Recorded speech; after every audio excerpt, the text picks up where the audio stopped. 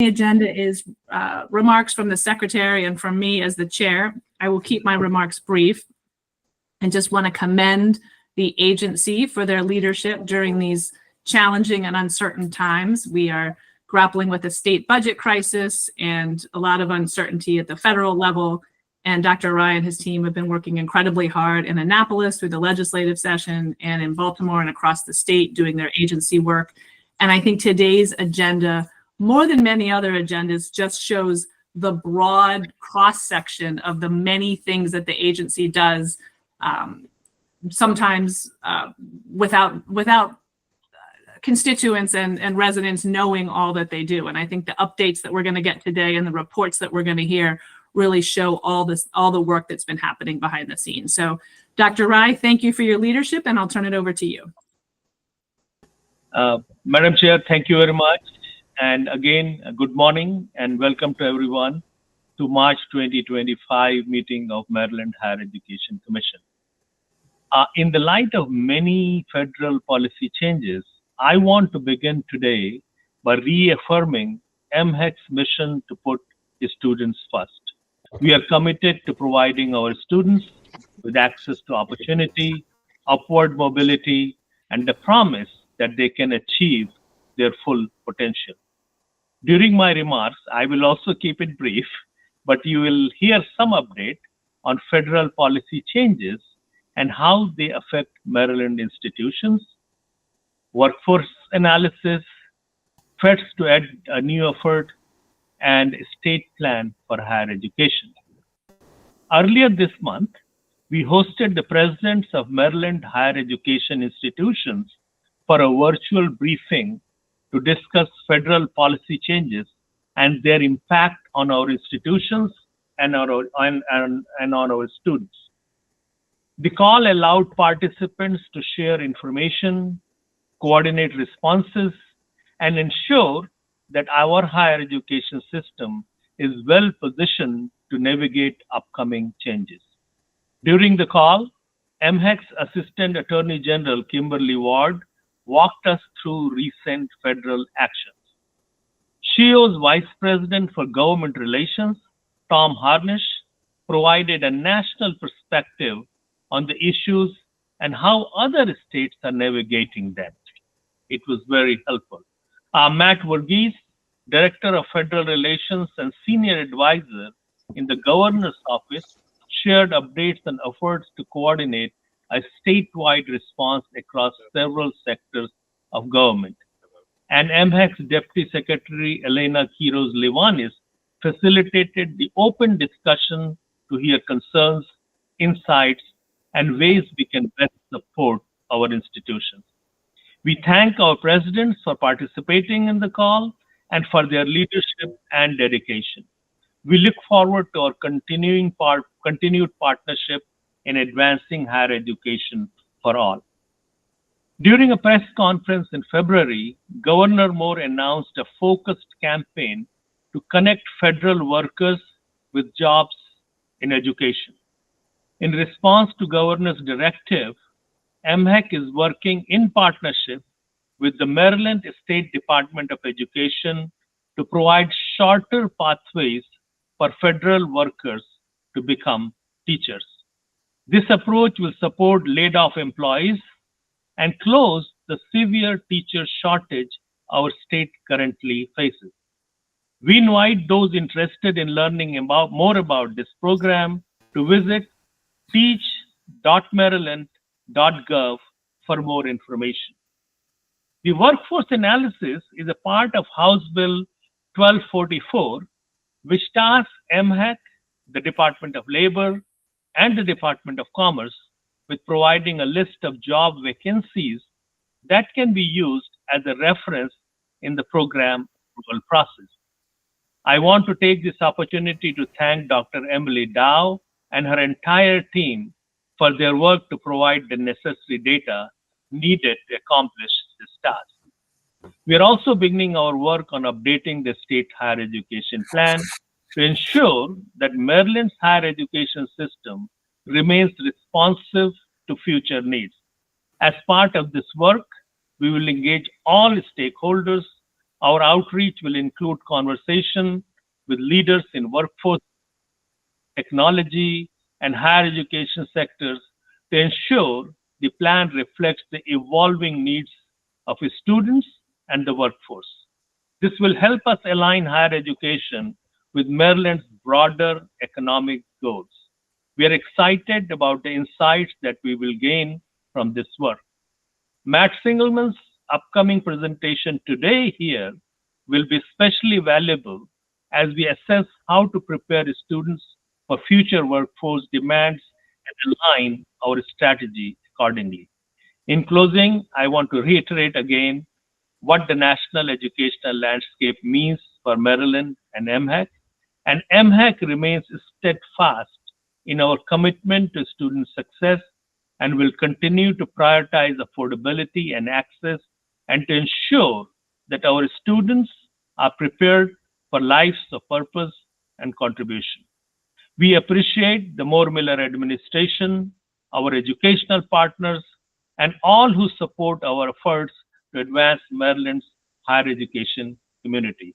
Thank you. Thank you, Dr. Rai. Next on the agenda is public comments. I'm told there are no public comments, so we will move to meeting minutes approval from our February meeting. I hope my fellow commissioners have had a chance to look at the minutes. Do I have a motion to approve or amend the minutes in any way?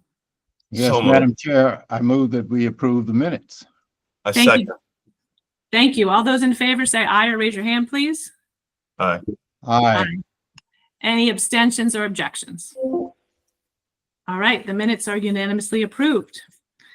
We'll now move on to an update on the Maryland State Plan for Higher Education. And this work is being very ably led by our Vice Chair, Commissioner Agu, as well as our Deputy Secretary, Elena Quiroz-Livanis, and I will turn it over to the two of them. Sure. Madam Deputy Secretary, I'm happy to take it away. That sounds great. Good morning, everyone. Please do, Vice Chair. Sure. So first of all, before we dive into the higher ed plan, I think to tie this to the Secretary's remarks, again, plans need to reflect reality. When we first started talking about this plan a year ago, the federal situation was very different. And the one thing that I think that it shows us is that all the big priorities that we have put in this plan are even more urgent on the equity goals that we have, on student completion, on making sure that higher education is driving Maryland economic growth. Those things are even more important. And candidly, Maryland may be rowing a little more by itself in that regard in the near future. So it makes this plan, I think, even more urgent, more important. And I particularly want to thank our Deputy Secretary. I want to thank Assistant Secretary Dow, the entire team, who I frankly get to coast off their brilliance and their hard work in doing this work. I just particularly want to thank them publicly for all that they do every single day on this. As the two things I want to talk about in terms of the state higher education plan are kind of three big kind of hallmarks that we are trying to use as we proceed in the drafting of this. One is transparency. We want to make sure that this is not a plan made in a black box that is unveiled later. We want to make sure that along the way, whether it be commissioners, whether it be members of the MHEC staff, whether it be the public, that they know what is going on and that this is not just an MHEC product, but hopefully a Maryland product. And so going forward, you will hear detailed updates about what we are doing in these meetings so that, again, we are being transparent along the way. That's one. I think two, we are looking to be inclusive. And this is a place, again, I want to really thank the team that I just named.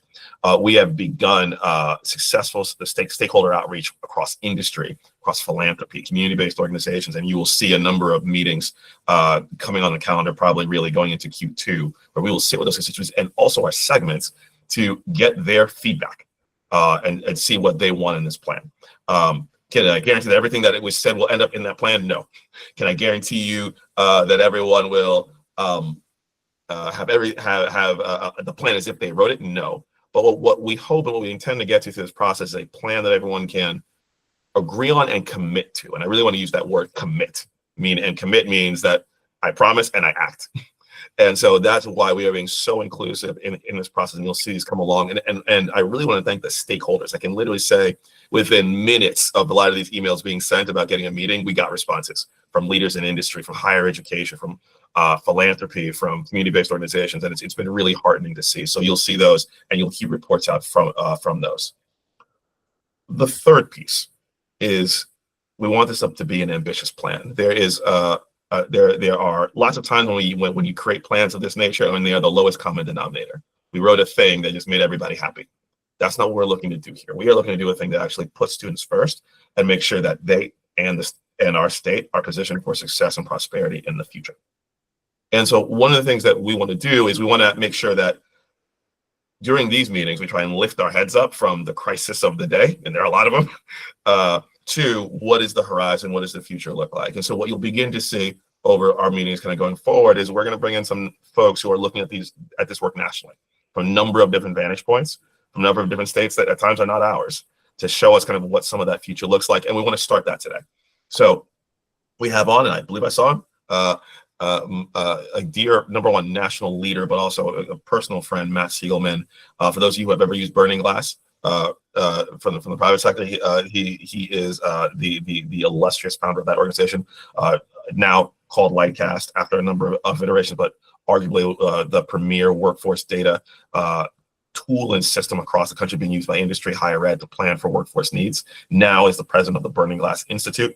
And I really encourage people to look at the work that they're doing, but he has really dedicated himself to this intersection of learning, work, and skills, and basically trying to figure out how do we create the data and the picture to tell us in what way we should be going, and whether that's work on the return on investment of higher education credentials with states like North Carolina and Texas, whether it's looking at AI exposure, meaning what skills are most susceptible to being replaced by AI, which we'll hear a little bit about today, to what should particular places do, like a Nashville or a Boston, to monopolize their particular strengths in terms of their people.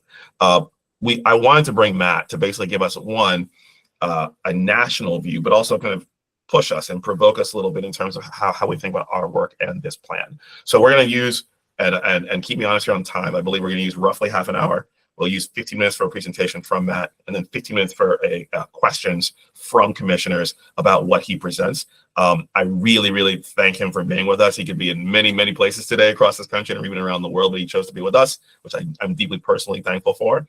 And so, Matt, I'm going to turn it over to you. And my hope is that our technology cooperates and that you are able to speak and share. Thank you so much, Mr. Dr. Secretary and members of the commission, and thank you so much for having me. And Chike, thank you for such a warm and no doubt undeserved introduction. First, just a quick, I'm a data guy, so I'm going to be sharing with you a lot of data about the kinds of transformations that we're seeing in the economy. A note on where these kinds of insights come from. The Burning Glass Institute is an organization which I started 3 years ago. It's a fully independent nonprofit institute which focuses on understanding the intersections of the future of work and the future of learning. And so we work with higher education systems and institutions. We work with public agencies, and we work with companies to help unpack what are the drivers of economic mobility, of better student outcomes, and of regional and sectoral prosperity. That means that I'm working together with a group of 50 economists and data scientists, and we analyze lots of different data sets. And that gives us a unique vantage point on some of the kinds of transformations that we're seeing. Dr. Rai, you had mentioned at the start that Maryland is putting students first. And of course, putting students first means for students who look to education as a bridge to opportunity, putting students first means putting opportunity first. And so what I want to do is specifically talk about some of the significant changes that we're seeing in the landscape of opportunity. A landscape that was changing well before artificial intelligence came onto the scene, which is changing faster today. And so creating that bridge means anticipating those changes. It means being prepared to serve a broader community of learners.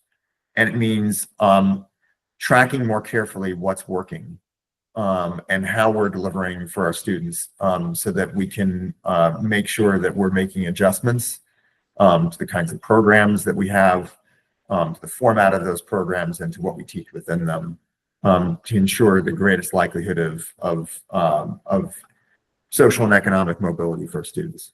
So here's where I'm going to test the technology. I'm going to try sharing a window. I think this is going to work. Let's see. Can everyone see my screen? Yes, we can. Okay. Perfect. And what I'm going to try to do is put this on full screen mode. Can you see it now as a full screen, or are you still seeing it as a little window? We see it as a little window. Let me try one other thing here.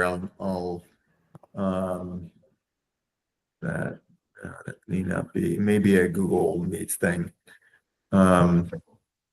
Okay, well, hopefully it won't be too little. And No, we could see the information. great. All right, perfect. So here's so let me start with this. Oh, I see what I have to do. Great. And you're seeing me change the slide now. Correct. Terrific. Okay. I may work with advanced technologies and models every day, but that doesn't mean that I'm a whiz at using Google Meets. So I want to start with the crisis of confidence that I think we're all familiar with that higher education is facing today. We know on the one hand, there have been huge swings, in many cases politically driven, in public perception of the value of higher education, particularly among young Americans. Percentage of young Americans who say it's very important to go to college has dropped, according to Gallup, from 74% 10 years ago to 39% in 2023.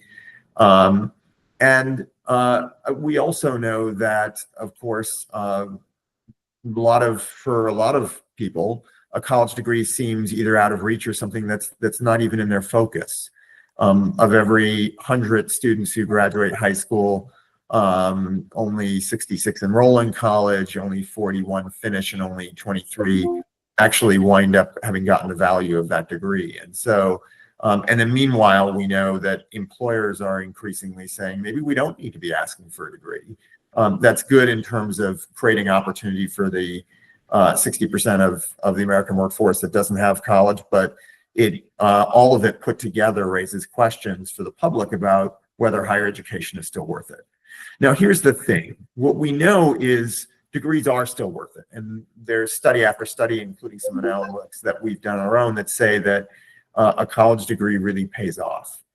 The problem is that those kinds of studies are always looking at the median college goer. And this is a place where there's a huge amount of dispersion from that median. Where there's lots of people who are getting far more value, where we're underestimating the value. At the same time, plenty of people who are actually winding up behind for having made the trip. And so the question is, how do we hold ourselves to account? How do we regain trust by creating new windows of accountability, by creating new measures of outcomes that are empirically observed that we can look at ourselves. This looks at certainly some of the ones that I think are most familiar, like the kind of difference in wages that people get relative to those who look like them who chose not to go to college. It's also about measuring economic mobility, which is a different measure. It's really about saying how far have people traveled, but it's also about saying, can we look at, as we can today, as so many millions of people's career histories are observable online, are people moving into entrepreneurship? How many businesses are getting started by Maryland school graduates? How many people are working in high social impact careers? How many people wind up in jobs they didn't need to go to college to get? And so we put together, we think about a broader set of measures. It allows us to see success from a wider angle, and it allows us to be able to figure out how to replicate that success. key to being able to serve a broader community of learners is also being able to understand, are there things that we need to be offering to people other than degrees? We know there's been a lot of pressure to be able to support a broader array of people of the public in making transitions. The average American makes 12 transitions over the course of their career. Each of those is an opportunity for people to move up or to remain stuck in place. And so we often look at, are there credentials that we can offer that will allow people to move ahead? And it's a very attractive notion, and I think it's one that's very aligned to the mission of MHEC. At the same time, it's a direction we need to tread very carefully, to wit, this notion of how do we make sure we're actually holding ourselves to account for outcomes. What we find looking at the universe of credentials, we've been undertaking a major project to be able to analyze the outcomes of tens of thousands of credentials. What we find is only 1 in 8 actually leads to any wage gain.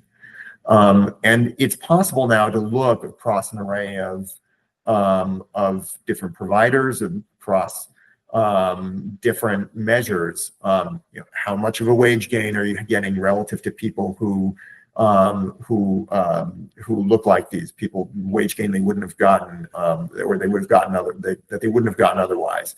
How many more people versus the counterfactual are able to switch into better jobs? How many more people are able to move up within jobs? Here's an example on the right of project management certification from a bunch of different providers, and you can see there can be quite significant differences in the outcomes that people achieve.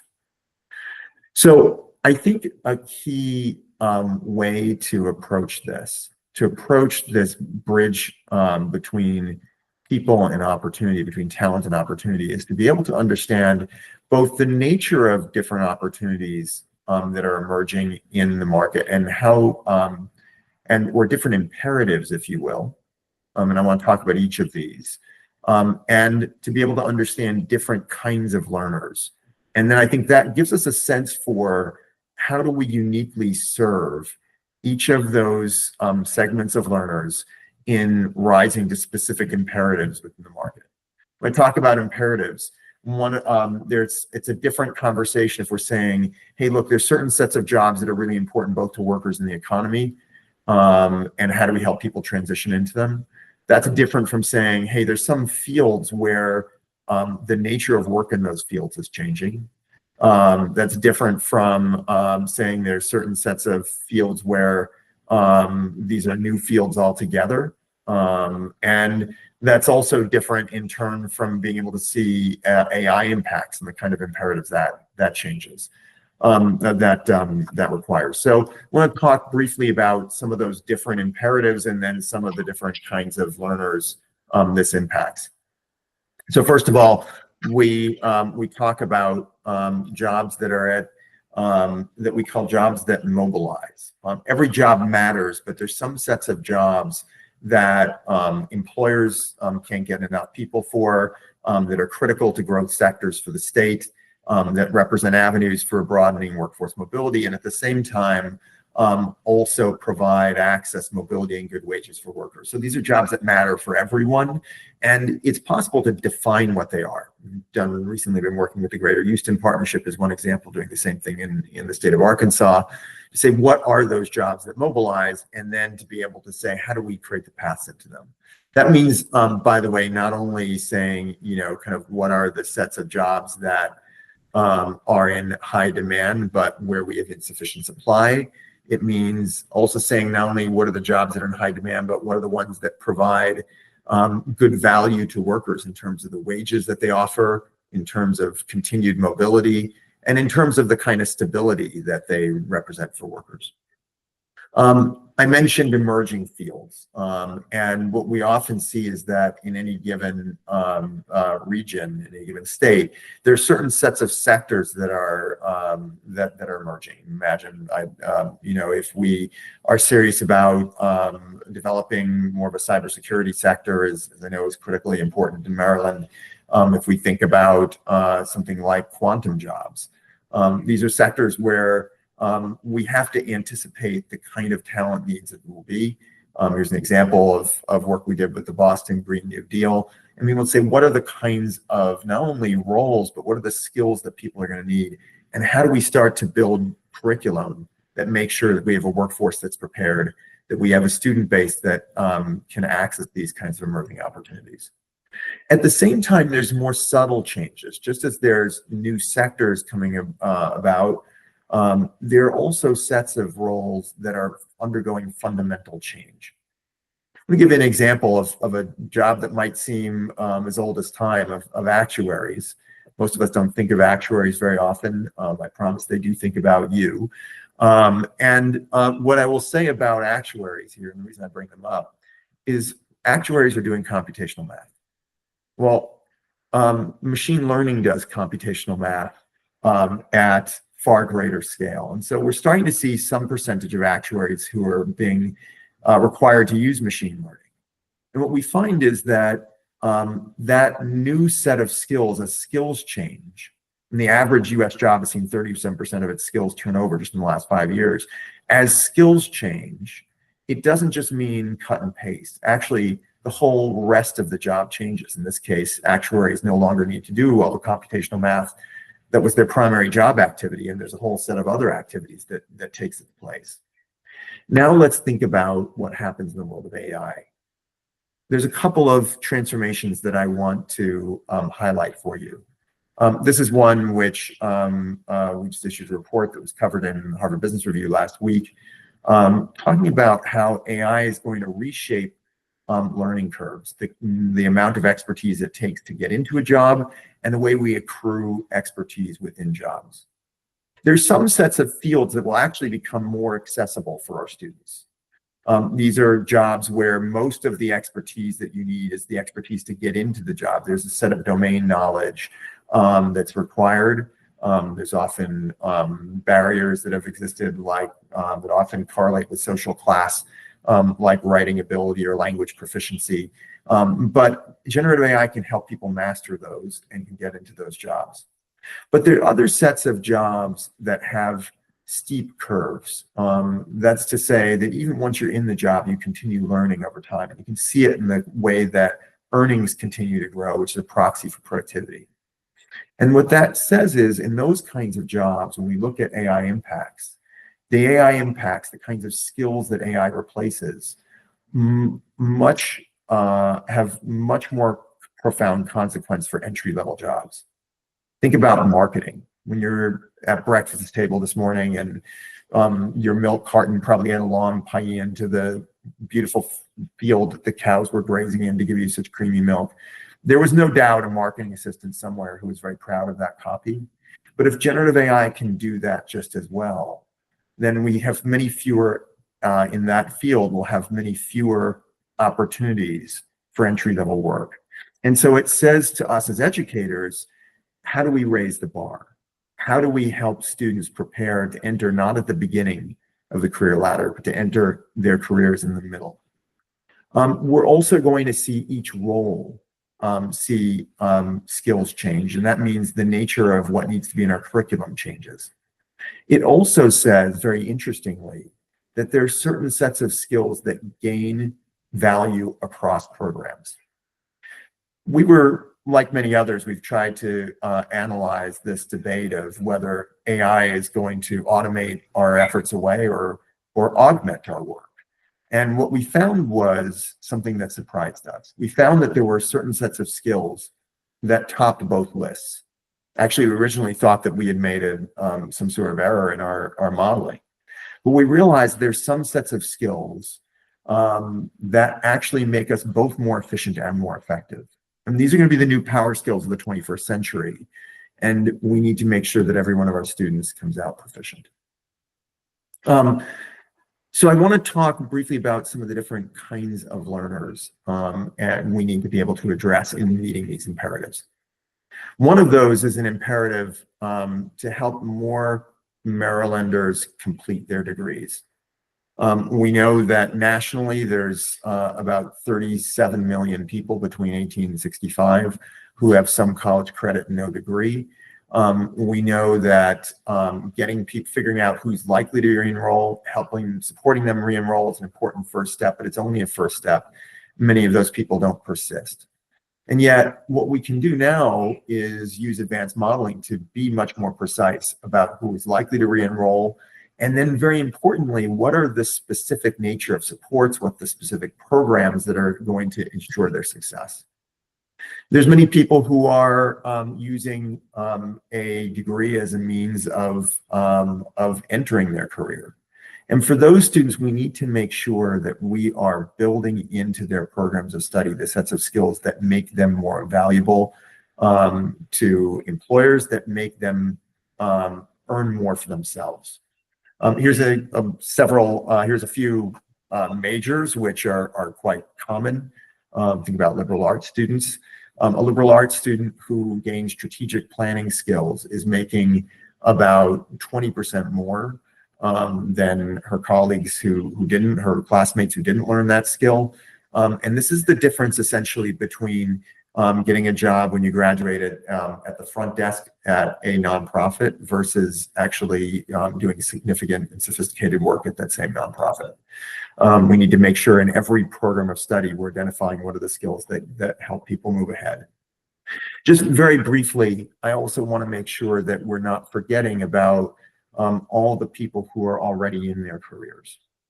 Higher education is at a nexus of two fundamental transformations that we're seeing, of people working in technology careers who increasingly need leadership skills and other communication skills to be able to help them be successful in a job market where the best jobs combine both. And similarly, we're seeing more and more people who are non-technical, who increasingly need data skills and coding skills. And by the way, those don't go away in the world of generative AI. Actually, we may need fewer professionals in those fields, but we'll need more people to have those skills. And then finally, and this is where I'll turn to you if we have time to take questions from the commission. I want us to remember, if we could, how many Marylanders are stuck today. And I think the question we have to ask ourselves is, how do we help them rebound? Nationally, we know there's 17 million people who have a degree and yet are experiencing low economic mobility. There's another 37 million people who have some college credit but didn't earn their degree. We have 31 million people nationally who earned a degree but are working in jobs they didn't need to go to college to get. We have 20 million people who may overlap somewhat with some of these others who are at high AI displacement risk. And we have 13 million people who started who had to take time away from work, often as family caregivers, and who struggle to get back in and regain career momentum. This is millions of Marylanders, and the ability for them to move ahead, to advance in their careers, depends on their ability to have opportunities to learn, to get the right kinds of credentials, to get the right kinds of degrees in ways that we can offer them outcomes. I'd be delighted to take your questions. First of all, Matt, thank you so much. I think we can probably at about 10:43. I mean, I make sure I stay honest on time. There's two things that I'll say really quickly, and then I really want to throw it open to my fellow commissioners. One thing that this points out to me is we as the commission and higher education need to move as fast as the economy. I think as we think about our own procedures and how we make sure that what we're offering in Maryland higher education is fit for the economy, we're gonna have to move at a speed that we probably haven't before. And that's just a thing for us to keep in mind. I think secondly, it requires probably even more coordination with, frankly, folks out in the economy overall who are experiencing these changes in work in real time. And again, figuring out how we can get closer to real time, not easy, but I think we can get faster. And I really praise a lot of the efforts around making degree changes faster, substantial changes, all those types of regulations that hopefully make some of these changes faster. So I think we will likely need to find even more ways to do that as these changes move even faster. Because one thing that I think I've seen you make a slide on this before, Matt, is the velocity of change has also increased. Change is also happening, but the velocity has also increased. But really wanted to open to my fellow commissioners for questions. I will do my best to pinch hit, and I think if we raise hands, it's probably easier for folks to be seen.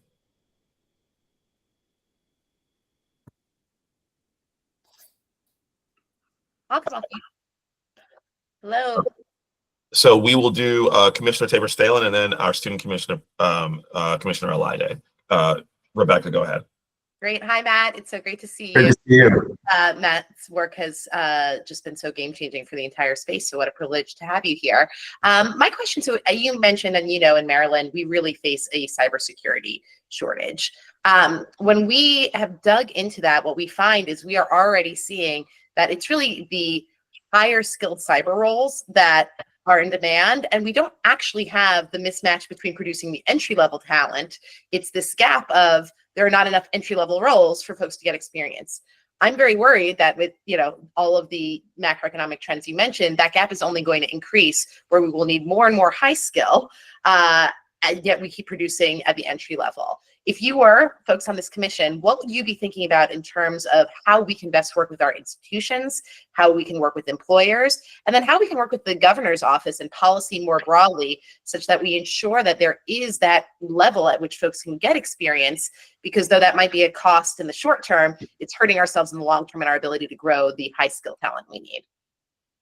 Rebecca, it's such a good point. And I think this is at the forefront of the kinds of changes, this kind of expertise upheaval I was referring to before, where we need more and more people with strong levels of expertise, and yet there are fewer and fewer opportunities to get on the ladder.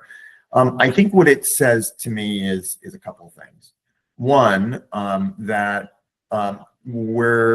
we need to, as we sort of think about what needs to be included in our curricula, we need to be aiming to the top of the ladder, not to the bottom of the ladder.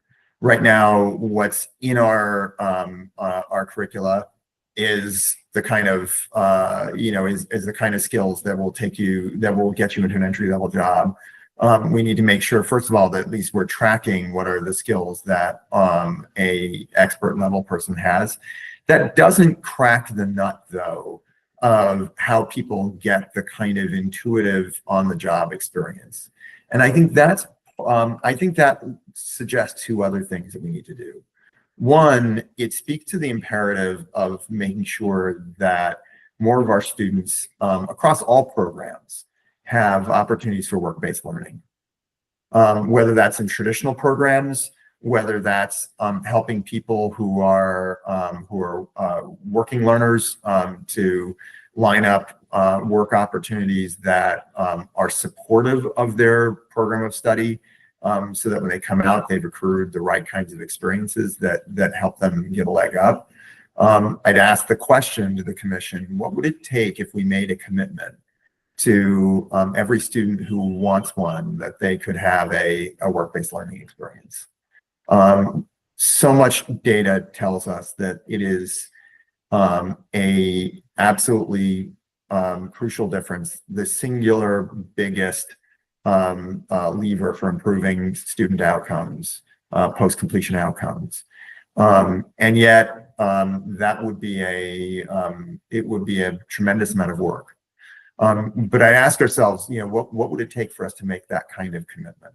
The third thing I'd point to here is this: how do we support more people who are in the field already in moving up, perhaps in tangential fields? To your point, there may be plenty of opportunity for people already on the cybersecurity ladder to move up, and they may not need Maryland higher education programs to help them make that advance. On the other hand, there may be people who are in parallel fields who already have expertise with some of the kinds of technologies. These may be people, for example, who are senior network administrators, people in other kind of parallel roles, people who are working often in non-obvious roles. We've seen that, for example, a lot of treasury analysts have a lot of the skills to become cyber analysts. And so how do we make sure that we can facilitate not just entry onto the ladder, but transition onto it from people who may already have some of the right skills?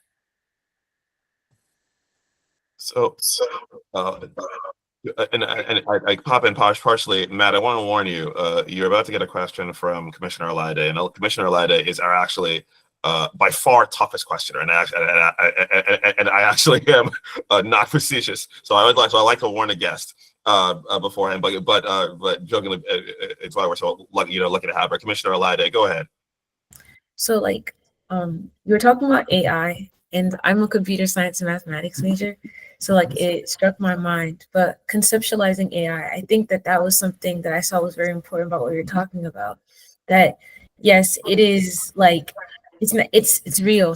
AI is happening, but how can we leverage it?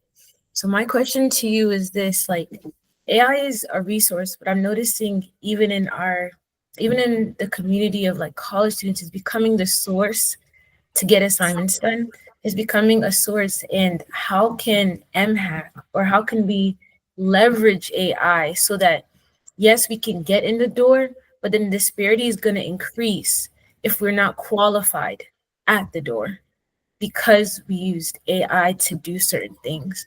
So how can we, like, my question is like, how are we going to, like, in conceptualizing AI and entering the field, how can MHEC say, okay, yes, we are involving AI in our curriculum. We are creating like a platform for it, but how do you think we can like make it like a present day, like how can MHEC like make it a resource, not a, just the source? Because like now people can just, if I want to write an essay, AI can do it. If I want to write some code, AI can do it. But how can we make sure that people are learning? Yeah, hopefully So thank you for the thoughtful question. I want to sort of come back to this idea of a new power skills for the world of AI. So first of all, I think to your point, a lot of our focus as educators to date has been on the how of AI as opposed to the what of AI. And I think we need a little more focus on the what. What do I mean? We tend to talk a lot about how does it get used in the classroom? How do we personalize learning? How do we keep students from cheating? And I think it's an important, it's critically important, equally important to be able to say, what's going to change in the landscape of opportunity for students, and what will students need to know? What kinds of skills and experiences are going to be most valuable to them, and how is that changing? And so that's going to be an important part of this. But I think particularly to this notion of kind of a new power skills, the reason why I bring that up here in specific response to your question is this. What we find is that there's two ways to think about AI. If we're thinking about AI as something that does a task, then it's not surprising that we wind up kind of thinking, with AI potentially impeding learning, with AI making us less ready. But when we start to think about a core set of transversal skills for the AI economy, what we realize is that AI can be a way of helping us complete tasks, but it doesn't change how we deliver value. Let me give you an example of one of the skills that I was surprised to see. Again, we were looking at which skills get automated away, which ones get done better.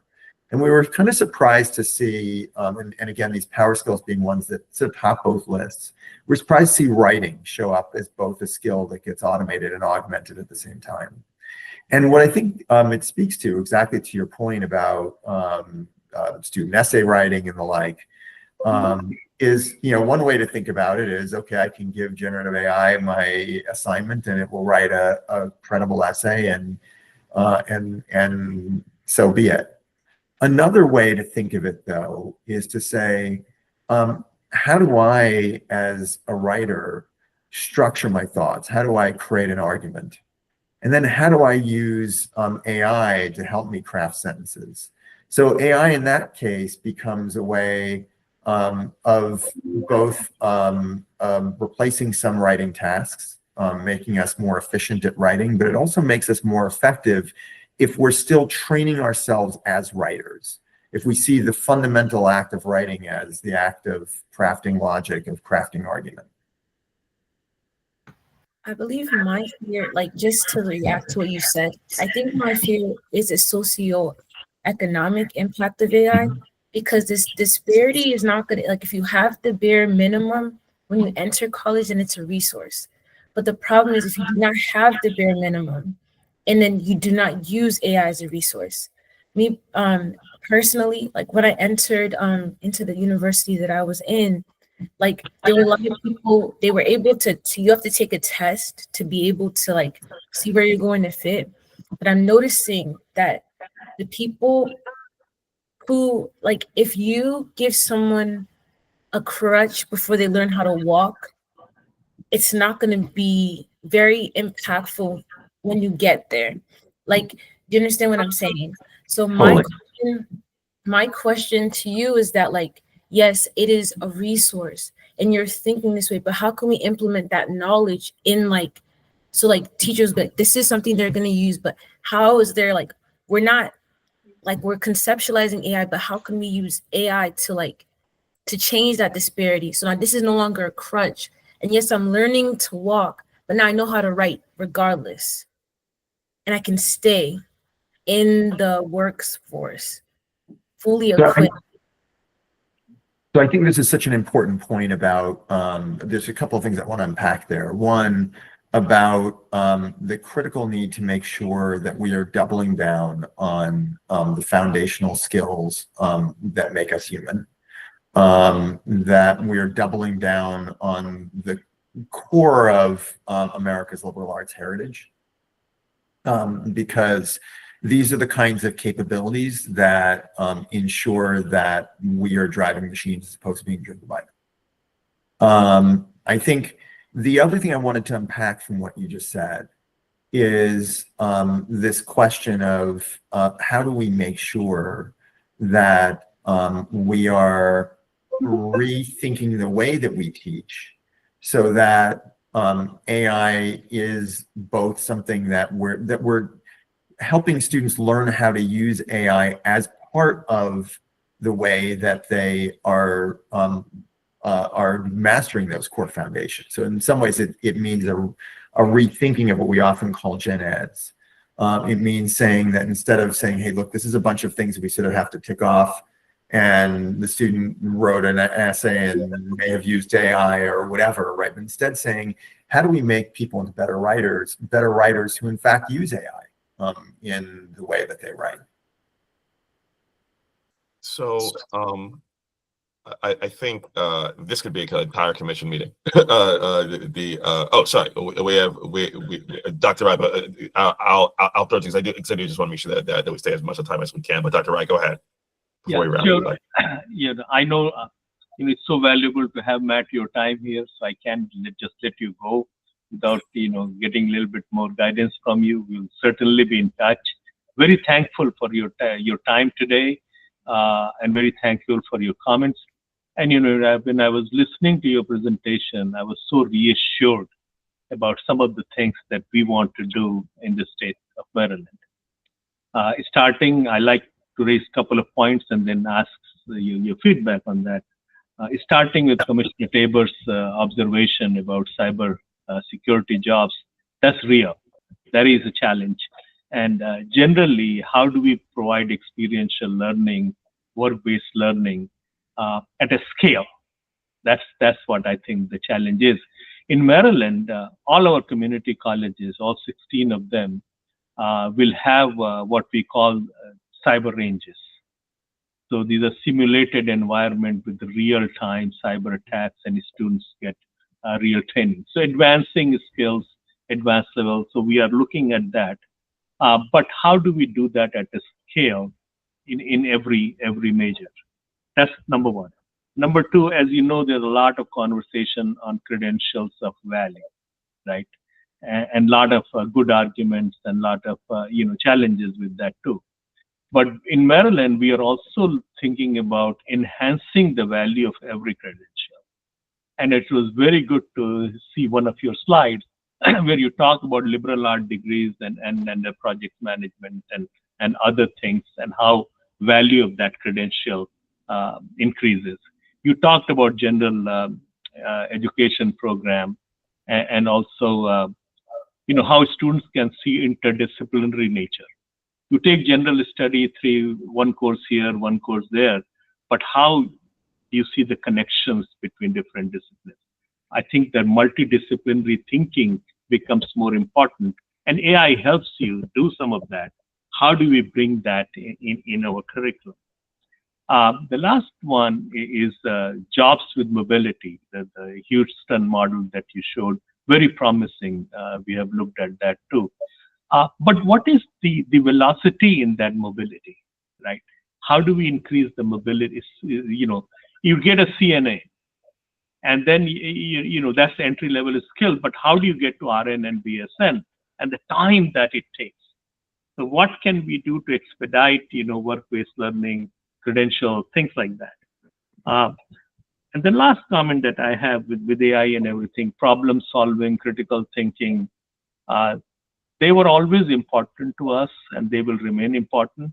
But we will also like to see raising problems, asking problems. How do we reward? What are the right questions to ask? So I think, can you comment on these few things? I know we don't have much time, but thank you for your time today.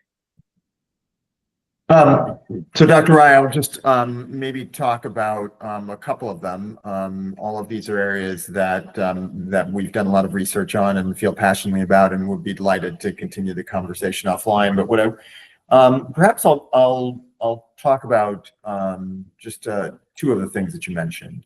One about really kind of thinking about mobility as our North Star.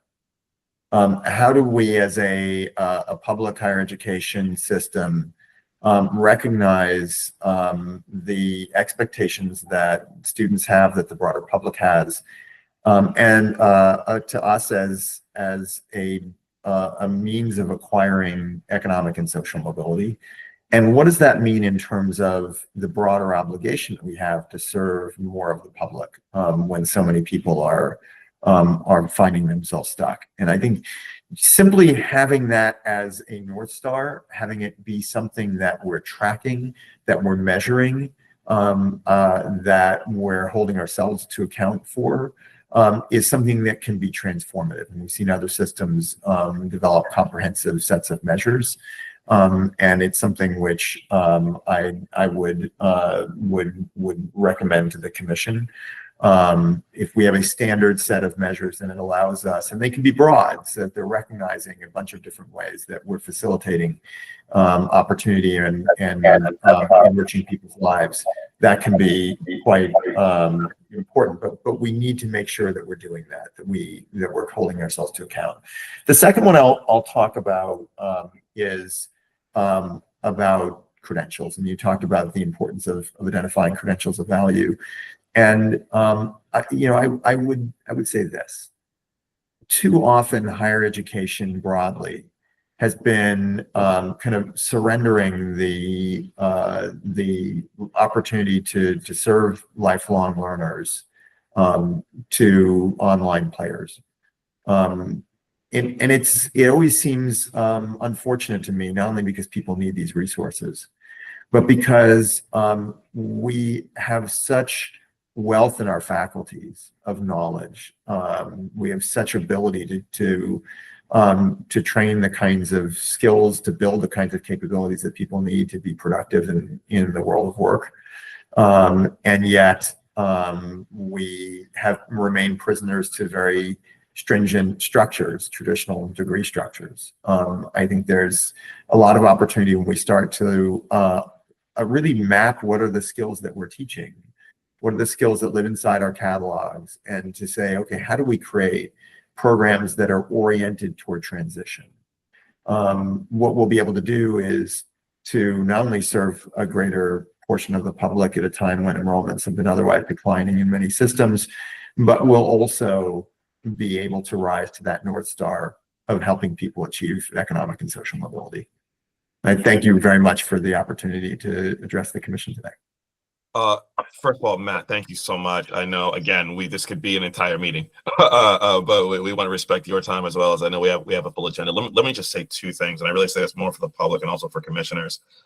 As we think about this higher education plan, one of the questions we should continually ask ourselves is the plan that we create equals the challenges that someone like Matt lays out for Marylanders? If we don't pass that bar, we've not quite met the mark. And then also, it's going to require changes, not just in what Maryland Higher does, but also how we work, speed, velocity, things like that. I think, again, Maryland has made some strides here, and I really look at Dr. Ryan and the entire team that's helped us begin to do it. But we're likely going to have to make more strides in terms of, again, moving at the speed that the world is changing to make sure that our students are prepared. Matt, I want to thank you all so much. Madam Chair, thank you for the grace here on time. We really appreciate it. And I throw it back to you, ma'am. Thank you so much. It's been such a pleasure. Thank you very much, Matt. Great presentation. Next on the agenda, we have our Deputy Secretary, Elena Quiros-Livanis, talking about pathways into teaching for federal employees.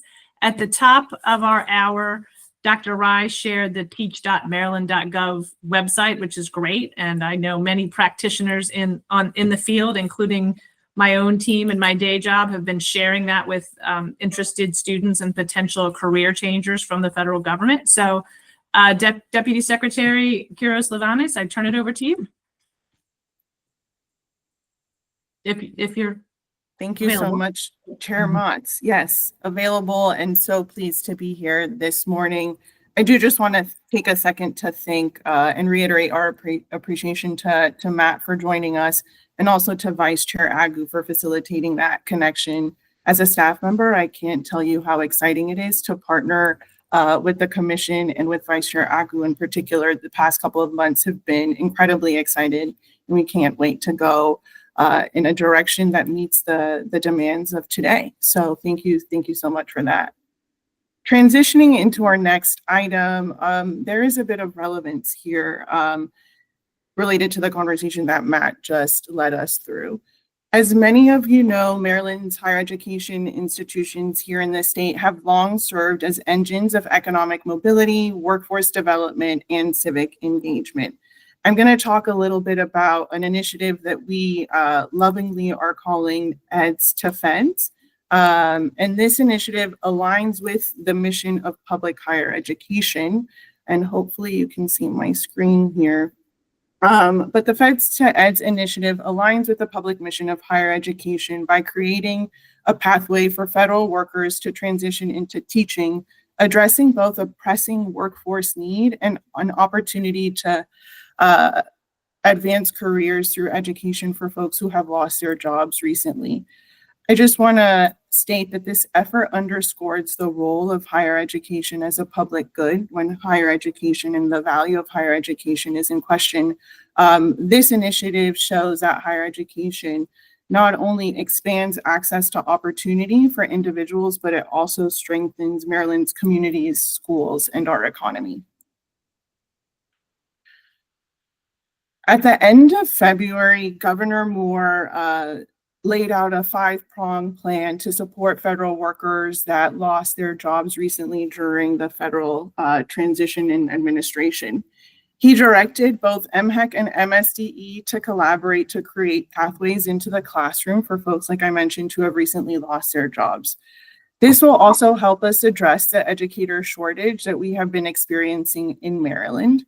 We have been given 45 days since February 28th, so talk about acting with urgency, to present a plan to the governor that talks about how we will work not only with MSDE, but I also want to recognize our colleagues in the Governor's Office of Children and the Maryland Department of Labor, as well as other state agencies, in creating these streamlined pathways that will support federal workers enter into the classroom, hopefully this fall, allowing us to fill several vacancies across the LEAs here in Maryland.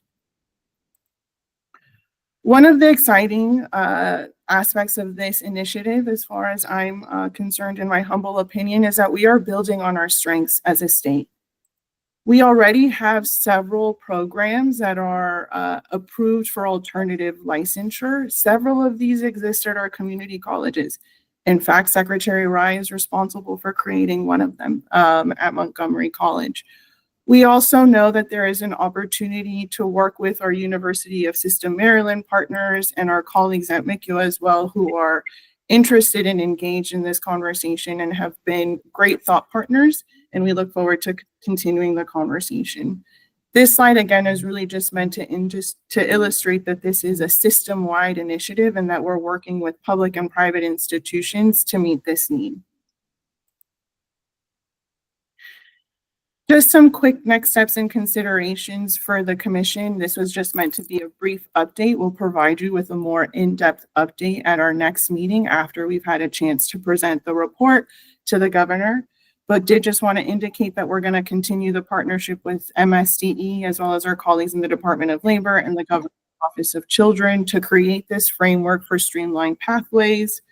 We're going to make sure and facilitate conversations between the institutions and LEAs, and I know that they're already doing this, to talk about how can they expand and modify existing alternative teacher pathways to support the Feds for Eds initiatives. And then we're also going to make sure that our institutions of higher education are well represented in all of the outreach efforts that are being coordinated across the state. As many of you have seen in the news, there are a lot of job fairs and different opportunities for federal workers to go and attend and learn about what other careers are available here in the state. I did just also want to take a second to mention Civic Match. This Feds to Eds initiative is one opportunity for federal workers to enter into the Maryland workforce through the classroom, but there are other ways that federal workers can re-enter the workforce through the Civic Match opportunity. And I'm going to put that link in the chat as well, because that's a statewide opportunity for folks to make sure that they have a job going into the future. Key considerations that we have been asking ourselves as a staff and our partners is how can we build on that strong foundation of alternative teacher certification? Maryland is leading the country in this regard. The team at MSDE has been doing a lot of work with the Professional Standards Board to make sure that this is a pathway that is available to many folks.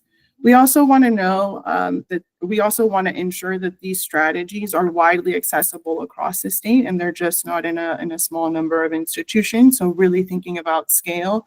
And then finally, how can we align financial aid and existing funding to support assistance, to support students that are participating in this program? There are between 5 to 6 different financial aid programs that we currently have, whether they're grants or loan repayment programs that are dedicated to supporting the teacher workforce shortage and addressing the diversity concerns. So how do we leverage existing pockets of funding to support this work? So at that, Madam Chair, I'll end my brief presentation and see if there are any questions. Thank you. Any questions, colleagues? I was interested in the last point you made about Maryland leading the way among the 50 states. Can you speak a little bit more about that? Sure, I'd be happy to. So I would say this is in two areas. One is around alternative teacher certification. The fact that we have so many different approved programs already in this space is really, really exciting. We've had the conversation of questioning what does it mean to be in a traditional teacher program, and have created these different models for folks who are career changers. One of those models is a resident teacher license model, where you have community colleges or an institution of higher education partnering with the LEA to make sure that those students who are in the classroom are also getting the mentorship support that they need while they're in residency. So that's just one example of that I would say the leadership that we see here on display in Maryland. The other I would say is around the scholarships. The fact that we have so many different scholarships. I'd like to streamline that eventually, because how do you navigate? I think 5 to 7 is quite a bit, but at the end of the day, it's more than most states, right? And the fact that we have them both in form of scholarships and in loan repayment is really, really exciting. And just to kind of do a sub bullet on that, not that Promise is a scholarship that would be eligible for this, because Promise is one of those scholarships that is really kind of dedicated for folks who are first-time degree seekers. But I did just kind of want to make a note that one of the things that makes Promise so exciting is that you could use it for non-credit certificate programs. And you see so many of these alternative teacher programs in the non-credit space. That is also really, really exciting and innovative. And that's something that we've only been able to get done, I would say, through the leadership of Dr. Dow, Dr. Rye on the campus, and then of course, like our institutional leaders, and in partnership with MSDE, and the fact that they are willing to recognize that so much good learning does happen in the non-credit space. Great. Dr. Dukes. Yes, good morning, and thank you for that information. And, you know, I realize that because we are a commission that's focused on education, that it certainly makes sense to me, the work that you are doing and the charge that we received from the governor. My question is, given the wide swath of experience, expertise, skill sets that federal workers will have, can you share if there are other agencies who've received this same kind of directive or expectation? I would say yes, definitely. So it's not only recruiting federal workers into the classroom. Like I'll put a link in the chat to Civic Match. So as a state, we have been directed, if we have any openings, to make sure that we consider within the HR process, recruiting folks who have recently lost their jobs. So like I mentioned, we're a part of Civic Match, which allows federal workers to upload their resumes, and then state agencies kind of examine what is available there and to determine whether or not there is a match between the vacancy and the federal worker. So at the state level, Governor Moore has directed all of us to work in that manner. And then I would say, depending on what your role is in government, if you're working with like the hospitals, you might be considering how to recruit folks in that space. So this is really, I would say, a whole government effort, Dr. Dukes. Thank you. Thank you for that. And then what would be helpful for me as just one, resident of the state of Maryland, but getting lots of calls around, what are we going to do? What's happening? That anything that you could provide us, it's an easy link that we could share with our colleagues and friends and neighbors, I think would be really helpful. As you all well likely know, there are a number of nonprofits that are in this same kind of space, trying to create these employment opportunity portals for those who have lost their employment, and anything that we can do to indicate that the state of Maryland is a true partner with all of these agencies that have received the charge, I think would be really helpful. I was in a meeting yesterday down in the District of Columbia, and when the question was asked how many were federal workers and had lost, and many of them were from the state of Maryland, I was just overwhelmed by the number of people who stood up. So just want to thank you all for all of this. And then as commissioners, just give us a simple way that we can get the word out. I just put a couple links in the chat, and I would be happy to follow up after our meeting with an email with that information. I was, as a newbie to this state, shocked to learn that about 12% of our workforce here in Maryland is made up of federal employees. So it is a critical time for us indeed. Yes, thank you. And please, great question. And please send that to all of the commissioners. And, to the extent that this is great information that people may not know where to find. So to the extent that you can share it on your website and just make sure that it's getting shared prominently. This is, people are really interested and need to know this information. Commissioner Agu, then Commissioner Bands, then Dr. Rye. Yeah, first of all, thank you so much. And this is a model, I think, for what we need to be doing, not just in our sector, but also, as Dr. Duke said, kind of across sectors. And again, one, the figure on the percent of our workforce that's federal, that does not include contractors. If you were to include contractors, that number probably, I think, goes up to 20%. It's always hard in the labor market information because it's hard to see kind of who is who. maybe tying this to almost our first presentation, which is this is actually like a time that Maryland higher education in some ways needs to step in, step up. We just had a conversation on we are short a lot of people in cybersecurity. We have a lot of work in that industry just as one that needs to be done, and we have sadly now a lot of people who need work. Someone who comes from Prince George's County, I can go to church on Sunday and see what this looks like, and so it is quick a manner as you can from the governor's office. Has there been that almost more strategic conversation? The conversation I've seen now is, look, we have people who can quickly be put into teaching. We have some professions that, again, take it the cybersecurity conversation we just had, that will require in some ways for more upskilling. Do we have some of those efforts happening, which is, can we now strategically take people who have been shed from the federal government in ways that I do not agree with, but put that aside, but they have been shed and put them into almost these strategic sectors, cyber, quantum, parts of our healthcare profession, which will somewhat require additional training. But again, that's what Maryland higher education is for.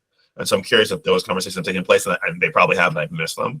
But I just want to say this is, I think, a moment for Maryland higher education to step in a really big way. I couldn't agree more.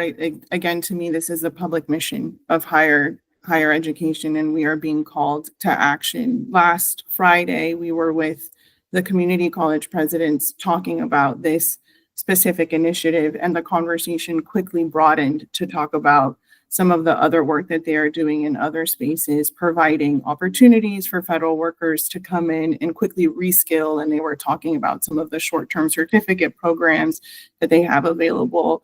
Like I mentioned in the slide, talk about stepping up. I think my colleague Jennifer Lynch is here. I've seen her move mountains in organizing the University System of Maryland to respond in this space, particularly around teachers. So I think folks are answering the call. I think I can say the same for our friends in MHEC. I'd be happy to also just share examples of that in the follow-up memo if it would be helpful. I did hear like very specific examples from our community colleges around like fairs that they are organizing on a regular basis to make sure that they're responding to this moment. That would be great. Thank you. Commissioner Bands and then Secretary Rye. Thank you so much for a great overview of this work that's going on. It is exciting, and it's kind of a two-pronged approach. What can the commission do to support you in this important work? And more importantly, I volunteer myself. If you need support, this is something that's near and dear to my heart, having come from the ranks of faculty in the education arena. So what would be helpful for us to do to support this? The feedback so far has been incredibly helpful to understand that this is a direction that the commission would like to see us continue move in. I think if there are any other opportunities that come to mind, if you don't mind reaching out and letting us know, we're happy to also facilitate the connection. So if you're hearing of something happening locally that you would like to see happen at scale, that would also be very, very, very helpful. So I think continuing to kind of push us also to think about like the interdisciplinary nature of our work, to use Dr. Rye's comment earlier. It's not just about education, but some of the other sectors as well. And just kind of looking ahead, there might be some budget recommendations that we make in the future around how we can better support folks in this space, and we'll be learning as we move forward. So we'll have more on that, but nothing as of right now that I can say concretely, unfortunately. I wish I would have anticipated that question, Commissioner Vance. Well, I know that you will keep us informed as ways that we can support you and the commission. I will say, if you could please get the word out once I send the links, I think that would be incredibly helpful in sharing that information with your networks. Thank you. Dr. Rye and then Commissioner Serrano. Thank you. Again, I want to reiterate, these efforts are not only for federal workers. Anyone who's impacted by recent federal decisions qualifies for these things. Just USAID contractors, just in Maryland, a large workforce, USAID within the state of Maryland, and several others. So anyone who is impacted by federal decisions is welcome to take advantage of this work. Very thankful to academic institutions all over the state. Several community colleges are having job fairs, information fairs on their campuses, and a lot of federal workers are interested in changing careers. So many of them want to go to health careers, recession-free economy, recession-free jobs, and the jobs that are independent of these kinds of decisions. Very, very thankful to those efforts as well. And I also want to share that Governor Moore had such a vision that he tasked all agencies, not now, a year ago, to get ready for the potential transition, right? So we are able to come back and deliver so quickly because the work has been going on behind the scenes for a while. Feds to Eds initiative, federal workers linking them to teaching jobs is very important. It benefits us in so many ways. First of all, these federal workers already have undergraduate and master's degrees. They have tremendous life experiences. That can be so helpful for our classrooms and for our students. If we can give them a shorter pathways to these jobs, that's what I think we need to do. And as Elena shared, we already have several programs that are almost there. Maybe they will need slight modifications, but they're almost there.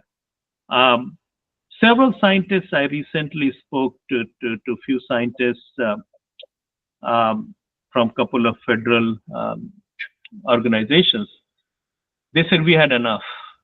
How can we become high school teachers?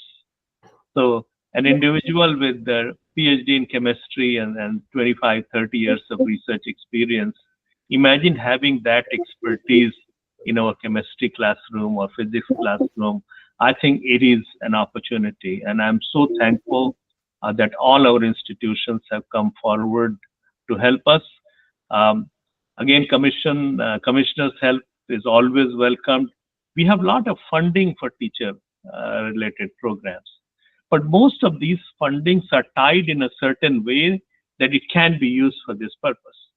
How do we untangle that, right? We will need a lot of your help and support in those things. Thank you. Commissioner Serrano? Yeah, just I guess I'm a little bit confused that when we have, I used to work at HHS and for the longest time, and I just look at like the folks that were probably being kind of dismissed from those positions. Like, what are we talking about? Community colleges? Are you're talking about transition from feds to community colleges or universities or to high schools? Like, the pay grade is going to be very different, right? And I think we're going to be looking at, if the problem is attrition, like that. Well, it's like there's 2,000 vacancies right now, or I don't know what the percentage or the number is, but like, will these folks go into these spaces? Because I mean, it's great to say we're going to have this great program, but if they're going to, Potomac and Bethesda, great. But what about Western Baltimore City, like West Baltimore, like what? That's where I think my question is, like, how much have we really looked into the unmet need and this pending supply, and the willingness that we're going to move from one space of this supply, like of really highly qualified workers, into this thing? It kind of sounds a little bit like if we build it, they will come, and I'm a little bit pessimistic on that. Commissioner Serrano, I appreciate is it Serrano or Serrano? I want to make sure I'm pronouncing it correctly. Either way. Okay. And I appreciate the question. It's a conversation that we have had around the teacher recruitment aspect of it, right? And that it's not just teacher recruitment and salaries is a question for folks who are transitioning from the federal workspace into the classroom, but it's a broader conversation. So it has been a discussion point around what are the salary ranges, and then what are the pathways for mobility for folks who have entered into that space. It would be an adjustment. And I do want to acknowledge that it's not something that we have ignored. And to answer your question, the transition that we're looking at specifically is federal workers into K through 12 classrooms. I think one of the other things that we're also really interested in supporting folks who just might not be earning a salary right now or might not have access to benefits. And so the idea really is to recruit folks who are interested in a second career in education. It's not around like a short term, although like if it is short term for them because they learn that they might not like it, obviously that is a reasonable conclusion to make for someone who might have never entered into the classroom as an educator. But it is around recruiting folks who, like Secretary Rice said, they're ready for a second career and they're ready to be in the classroom. So it's about recruiting a very specific kind of federal worker. Yeah, I think that the way we are kind of envisioning this program, that LEAs and MSD, they will work together. They will identify these workers and then they will go through the training. It's not that they will go through the training and then look for jobs, right? So it's done that way. And some of our community college programs work that way. And typically second career as a teacher, people who come as second career in teaching profession, they stay long. So I think that's also in our favor. The other, as Dr. Dukes mentioned, these federal workers are in certain areas of our state. And those areas, if we offer, they live in those communities, there are schools in those communities. If we provide this training and everything within those communities, they're more likely to stay. At this point, benefits and the other necessary things for life are needed for them. And this is something that gives them a quick pathway. Having said that,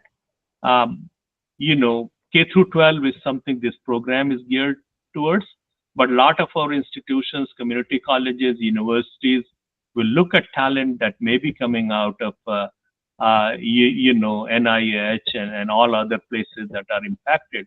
It's a great opportunity for them to attract the talent too, and we'll continue to encourage them as well.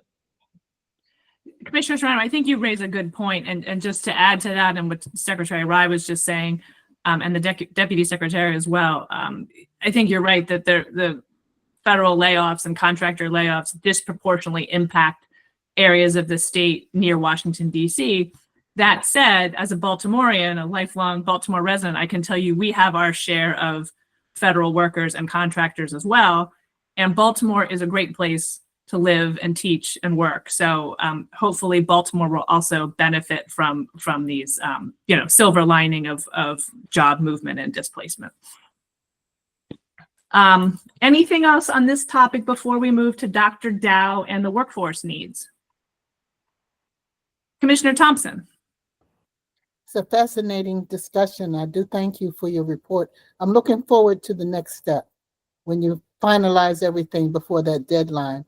I think some very important things have been placed on the table. Myself, I'm a former Department of Ed federal worker, and I think that the points are right on, getting to that population of people who are wanting a second career.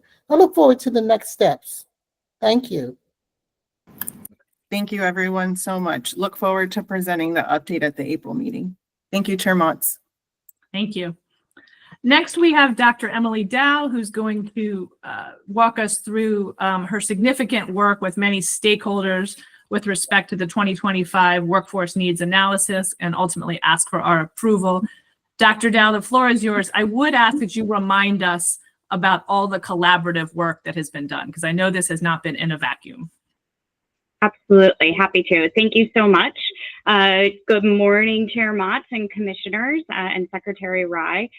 Before I begin, I do not have any slides for my presentation today because much of what I would present is very interactive and is found on our website. So I've put the website link in the chat so that you can see some of those materials as I talk through them. Thank you for the opportunity to bring before you the approval of the 2025 workforce needs analysis. These drafted appendices represent a significant step forward in our collective efforts to align Maryland's post-secondary education system with the workforce demands of today and the future. As you may recall, the General Assembly's passage of House Bill 1244 in the 2024 legislative session mandated that MHEC, in collaboration with Department of Labor and Department of Commerce, develop a comprehensive workforce needs analysis. This analysis is now a required appendix to the Maryland State Plan for Higher Education and will be updated annually. The purpose of this analysis is to provide a data-driven foundation to ensure that Maryland's post-secondary institutions are preparing students for in-demand occupations and emerging workforce needs. It achieves this by identifying current and emerging workforce demand across the state, mapping those demands to existing academic programs, highlighting gaps where new academic programs or modifications to existing programs are needed, and serving as a key resource for institutions in making informed decisions about program development and workforce alignment.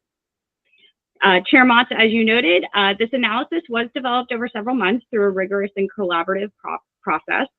MHEC worked closely with Department of Labor and Commerce between June and December to draft the appendices. A formal update was provided to the Commission in August, and the drafts were posted publicly for review in December. Feedback was gathered through surveys and advisory council meetings held between January and February. And we also shared the draft with the Legislative Policy Committee in the General Assembly. Let me walk you through the key components. The workforce needs analysis consists of 4 appendices. The first is focuses on in-demand occupations, a list of occupations requiring post-secondary education and showing significant job openings based on data from the Maryland Workforce Exchange and the Maryland Department of Labor over the next 10 years. In-demand academic programs, an assessment of how well Maryland higher education institutions are currently meeting those workforce needs using data from our academic program inventory and the degree trend file. Third, we have a list identifying emerging workforce needs. It's a look at occupations that are projected to grow, but are currently underrepresented in Maryland's workforce. And fourth, emerging workforce needs programs, a framework for identifying new graduate level academic programs that could address unmet workforce demands. So 4 appendices, and again, if you go to the link in the chat, you'll be able to pull up those draft appendices. We've provided them both in a PDF format as well as in an Excel format, so that with the Excel format, users can sort and filter as needed. Some of these lists are pretty lengthy, and having that usability we thought was important. So there are some implications and future considerations that I want to highlight. This workforce needs analysis will serve as a valuable tool in several ways. Let me highlight 4 of them. Certainly in terms of strategic program development, institutions can now use this data to create new programs or update existing ones to align with workforce trends. We can use these analyses for avoiding unnecessary program duplication. The analysis can help ensure that new academic programs are developed with labor market demand metrics in mind. This analysis can enhance collaboration. Institutions can explore joint programs and partnerships with industry based on identified needs. Additionally, those collaborations can talk about our transfer pathways between our community colleges and our 4-year institutions. And then finally, this analysis can certainly guide funding initiatives. That can include our workforce-related scholarships and other financial aid programs, which can be prioritized for students entering high needs or in-demand fields. Again, I've said this before, this is our first iteration of the workforce needs analysis, and we acknowledge that we have many improvements to make for future revisions. Based on feedback, future iterations will expand the data sources, and so I would like to highlight that great presentation at the start of the meeting from Burning Glass. That is a prime example of additional resources that the next iteration will recognize. So expanding data sources, improving usability, and refining the methodology to ensure greater accuracy and relevance. So with that, I respectfully recommend that the Commission approve the 2025 Workforce Needs Analysis as an official appendix to the Maryland State Plan for Higher Education fulfilling the statutory requirements under Education Article Section 11105. Thank you for your time and consideration. I look forward to your discussion and any questions you may have.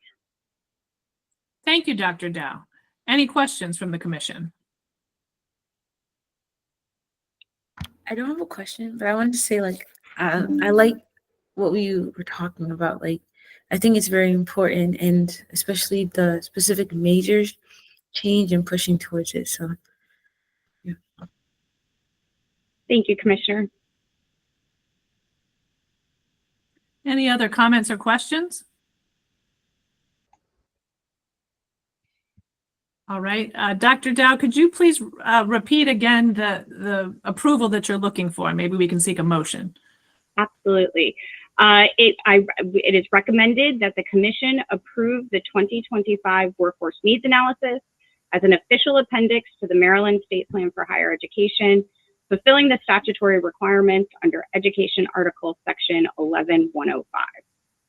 Madam Chair, I so move. Second. Thank you. All those in favor say aye or raise your hand, please. Aye. Aye. Any nays or abstentions? All right, is unanimously approved. Thank you, Dr. Dow. Next on the agenda, Dr. Dow remains with us for a report, 4 different reports encapsulating much of the work that her team and the agency have done for the period, for different periods in 2024. So Dr. Dow, why don't you just take them one by one, please? Absolutely. So I do have some quick visuals to share on this front, just to highlight that. So thank you, Chair Motz, and thank you for the approval on the workforce needs analysis. We're super excited about that, and we will continue our collaborations with a variety of partners. Certainly, first and foremost, our colleges and universities, but there are several other partners that we are anxious to get talking with. So thank you for that.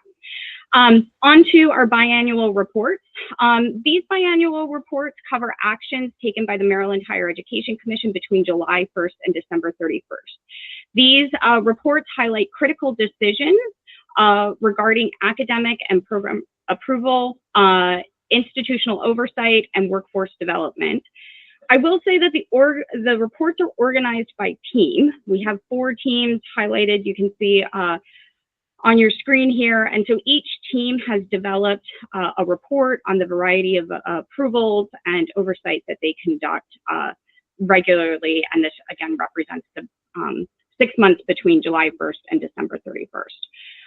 What I'd like to share with you are some highlights from these reports. And so I'm going to pull out specific highlights just for your all edification and knowledge. Let me walk you through our degree granting institutions. We're excited to share that Meredith School of Osteopathic Medicine was approved. This is a new college of medical training in Hagerstown. And this will make a significant expansion in medical education in Maryland. Their focus is really tailored to rural medicine and thinking through the needs of a rural population versus an urban population. Meredith will be welcoming their first class this summer. I do want to remind the Commission that they are under conditional approval. We'll conduct another site visit after their first year of student enrollment, so likely next spring, and they will need to demonstrate progress towards institutional accreditation. So they are not fully approved. They are under conditional approval, and we'll continue to work with them to make sure that they are meeting the regulatory and statutory requirements. Before I move on to some other updates, I do want to highlight something that is not included in the report because it's currently an open item, but it's I'd rather share this with you now than for you to see it in the next 6-month report. We have a pending merger between 2 colleges. Notre Dame of Maryland University and Maryland University of Integrative Health are in the process of a merger. This merger will integrate MUIH, that University of Integrative Health, integrate those programs into Notre Dame's broader academic offerings. They're currently, I think, through the tail end of their approval process. They've been working with our agency as well as the federal government and the appropriate accrediting agencies. So that merger is in progress. And again, we've been working with the two institutions to ensure that there's smooth transition, particularly for students as that merger progresses. Finally, I want to highlight regulatory oversight of religious exempt institutions. Institutions that operate under a religious exemption, they must reapply every 2 years. During this past 6 months, we've had 3 new institutions receive religious exemption and 3 renewals were processed. This oversight ensures that our religious institutions operate in accordance with Maryland regulations while maintaining their educational independence. So those are some highlights of what's been happening with our degree granting institutions and the institutional approval process for those entities. Let me also talk a little bit about distance ed. Sure, Commissioner Thompson. Yes, thank you. Regarding the integration of programs, the merger, I wanted to know what are some things that are baseline requirements for each of the institutions. For example, is it that they want to merge because their enrollment is low, or is it because they're not meeting the accreditation standards? Just kind of get a sense of what happens there. The motivation for this merger?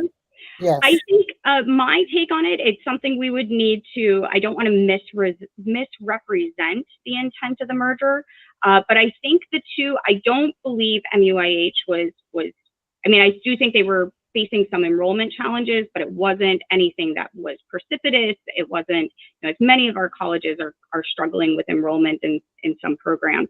At the same time, I think Notre Dame has been thinking about expanding their programs, and so this felt like a natural partnership between the two institutions. As part of this merger, MUIH has eliminated several of their programs, and so Notre Dame is only picking up programs that really are aligned with their existing health-related fields. The other consideration is that MUIH has moved more into the online modality. So the physical presence here in Maryland has been minimized. Again, considering those factors, it seemed appropriate for Notre Dame to take on MUIH. Okay. Thank you. That is my personal perception on that. I'll want to follow up and I'll correct if any of that is incorrect at a future meeting. I see. Thank you so much. Sure. But I do think that this is a positive move forward for both institutions. Okay, on to degree granting institute or distance education at degree granting institutions. We've had several, we have thousands of Maryland students taking academic programs at online institutions throughout the country. And then of course we have several out-of-state students taking programs here at our Maryland colleges and universities. You'll see on the two charts here some trend lines, and you certainly see the peak of online enrollment during the pandemic years. Our online enrollment, both for incoming students and out-of-state and students going to out-of-state institutions, continues to increase compared to pre-pandemic levels. So distance education is alive and well in Maryland. I do want to emphasize that we have 2 approval processes for institutions participating in online education. One is through a national reciprocity agreement, often known as SARA.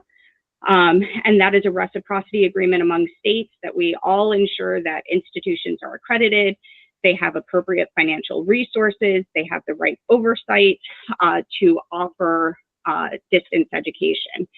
For institutions that do not participate in the reciprocity agreement, they still need to come through our offices, and we do all those checks and balances to make sure the consumer protection pieces are in place before a Maryland student enrolls in an online program that doesn't participate in that reciprocity agreement.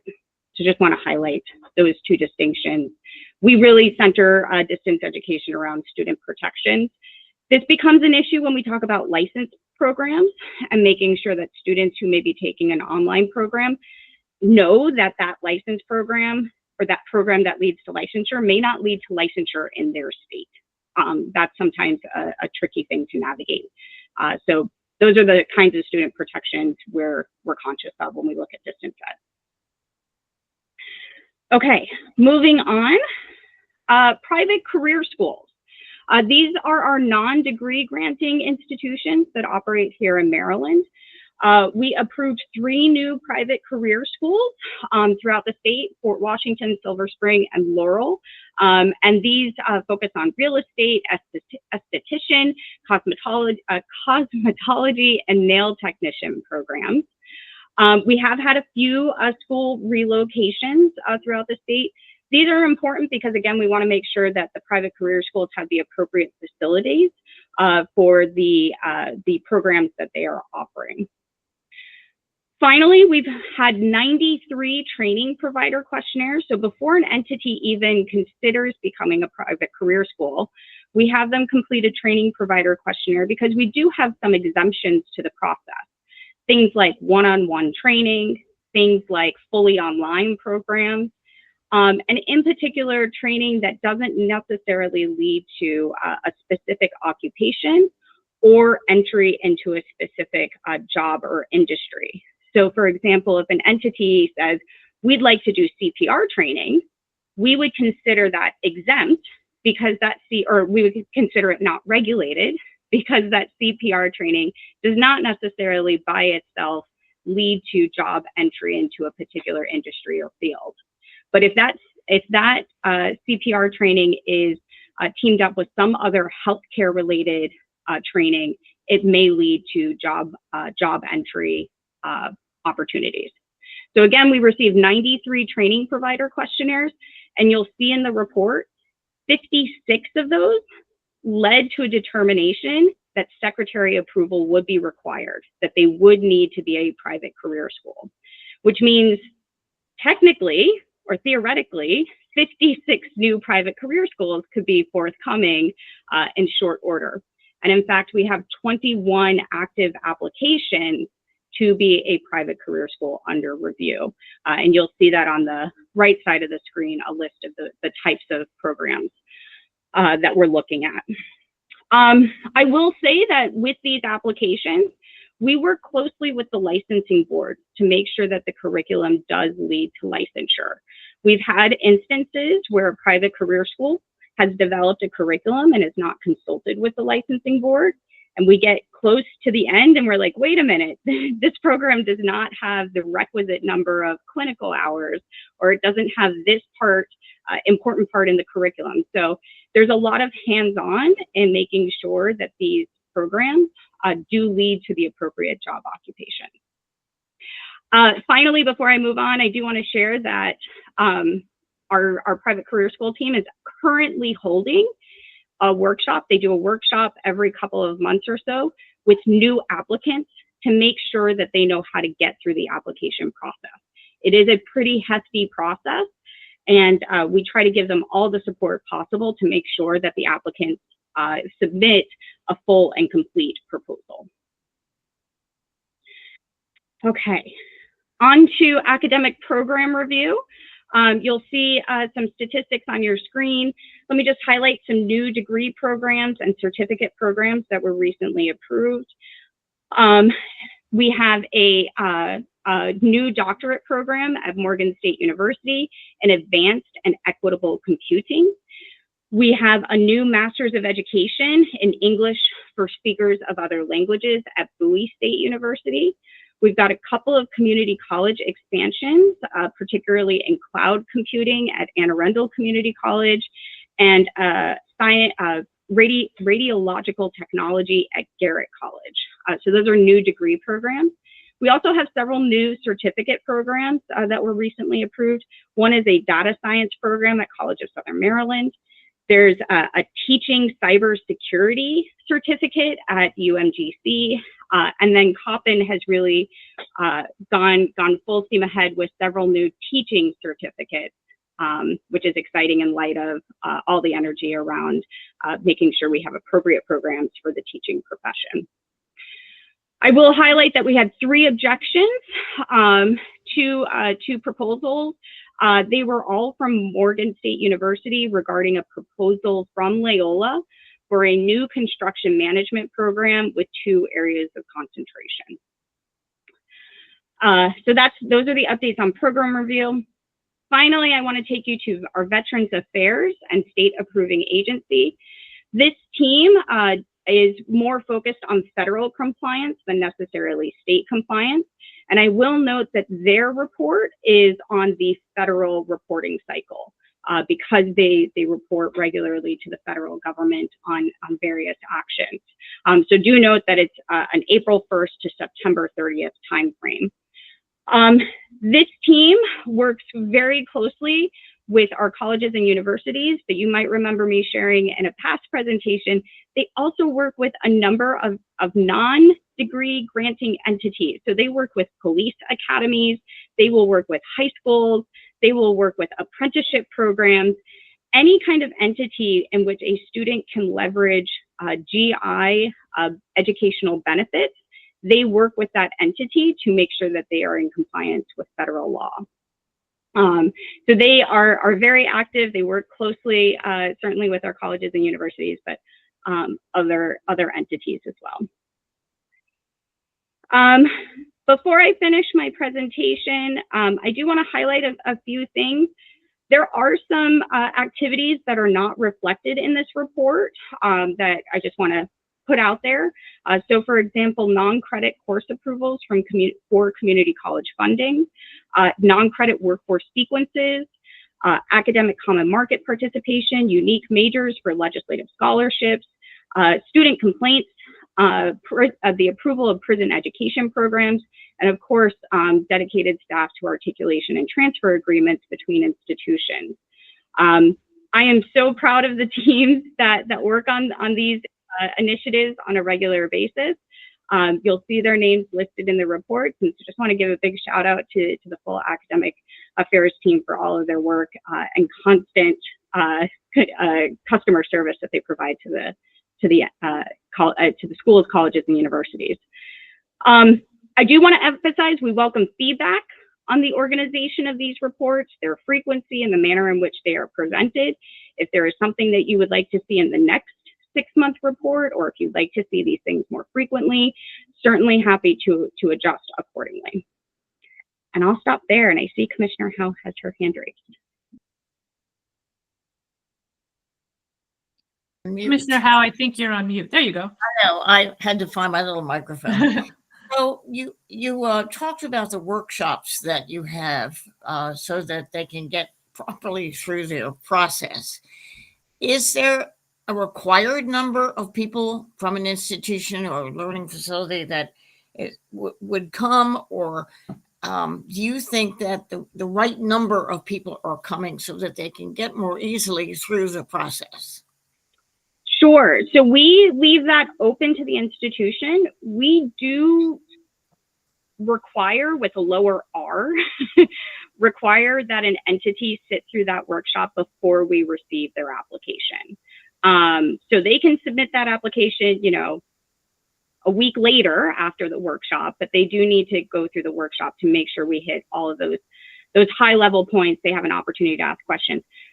In terms of how many people attend from the entity, it can be one person. I do think we limit it to maybe up to 5 just to not crowd it. Right. We do it virtually, and it really is an open opportunity for the entity to ask questions, get clarification. How should I write this sentence? And it really digs into things like an enrollment agreement. What's your attendance policy going to look like? What's your grading policy? In many cases, these private career schools do not have an accreditor, and we act as an accreditor to make sure, again, those student protections are in place.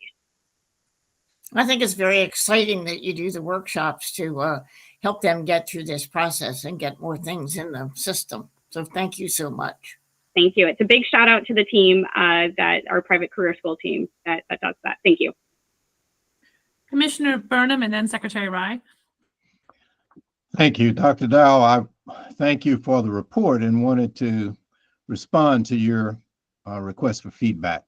I found the report very helpful. It was informative, And I think the twice a year reporting schedule is just about right. So for me, it works very well, and I appreciate it. Thank you. Thank you, Commissioner Burnham. Appreciate that feedback.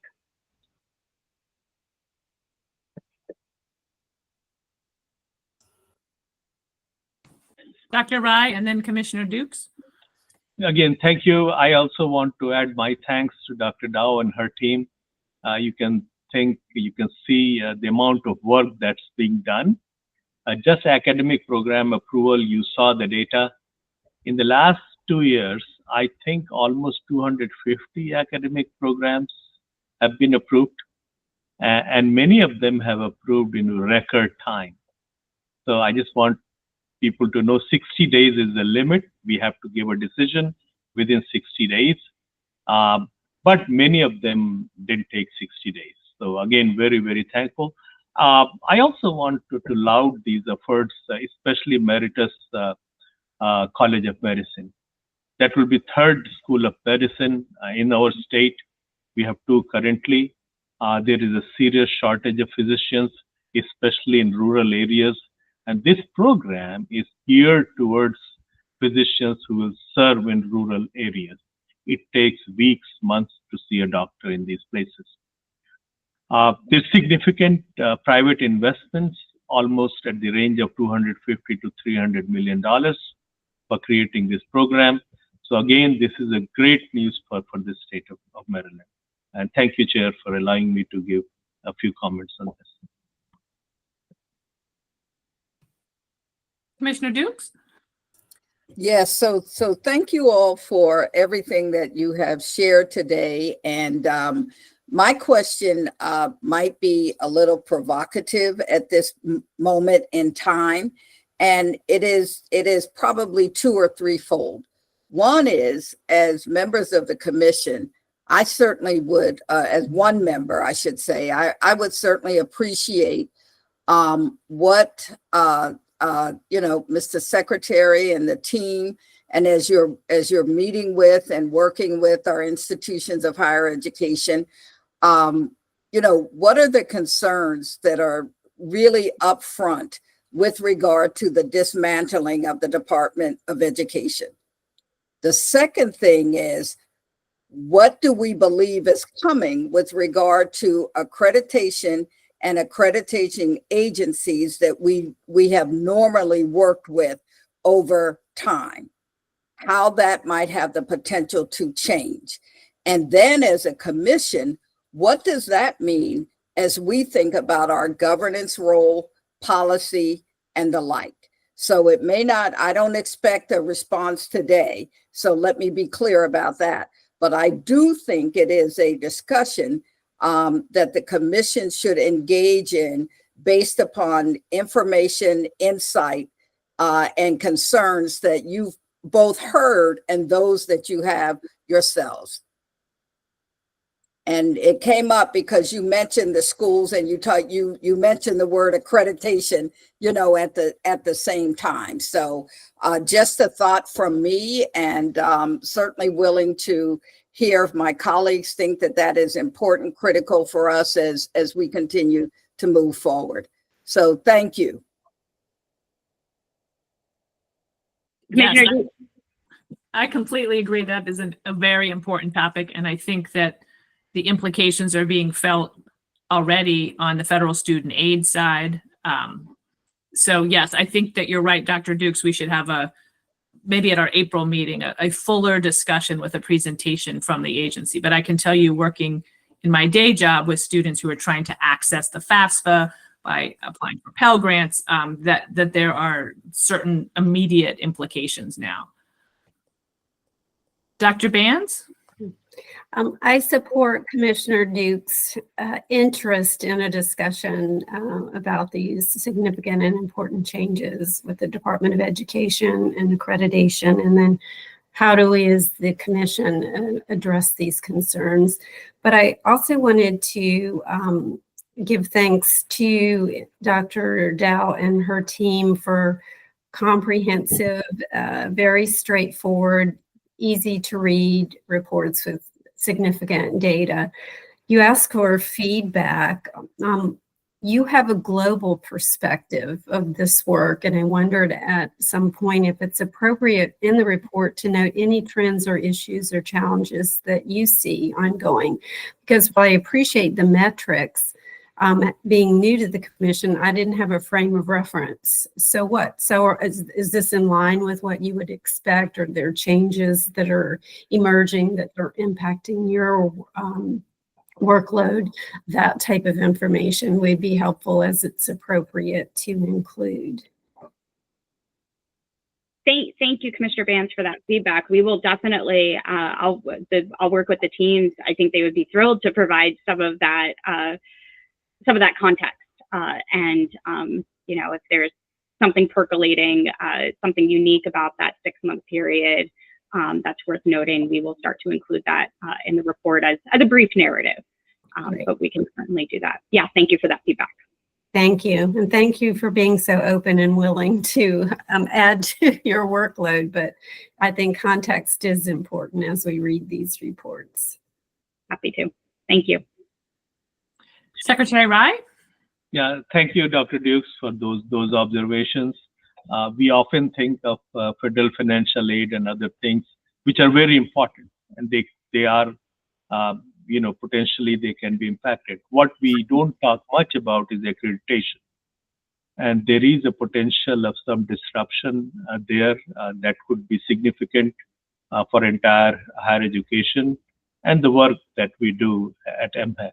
So we are engaged in those conversations nationally with other states and looking at how these things unfolds and how we can be prepared if something happens, how to take care of that situation.